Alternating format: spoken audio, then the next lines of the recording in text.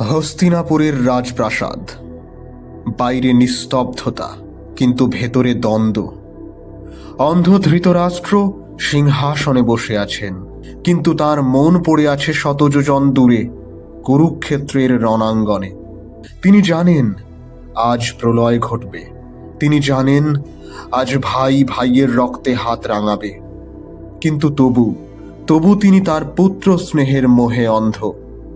তার ভয়, তার আশঙ্কা এবং তার গোপন অপরাধবোধ তাকে স্থির থাকতে দিচ্ছে না। চোখে দেখতে পান না বলে তিনি দিব্যদৃষ্টি সম্পন্ন সঞ্জয়কে প্রশ্ন করলেন। কিন্তু লক্ষ্য করুন, তার প্রশ্নটি বড়ই অদ্ভুত। ধৃতরাষ্ট্র উবাচ ধর্মক্ষেত্রে কুরুক্ষেত্রে সমবেতা যুযুৎসবঃ মামকাঃ পাণ্ডবশ্চৈব কিমকুর্বত সঞ্জয়।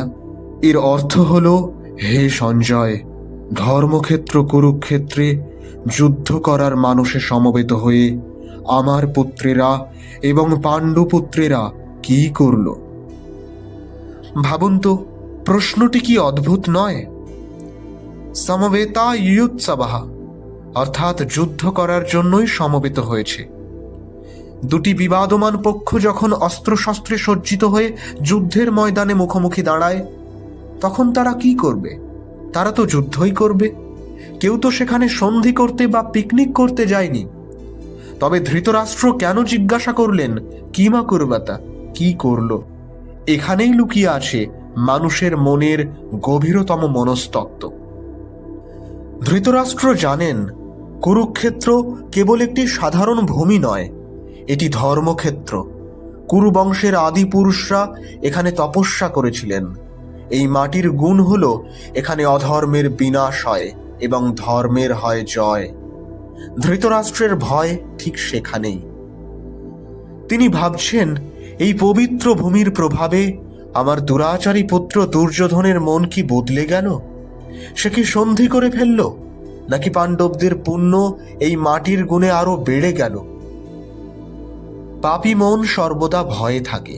ধৃতরাষ্ট্র জানেন তার পুত্রেরা অধর্মের পথে, তাই ধর্মের নাম শুনলেই তিনি কেঁপে ওঠেন।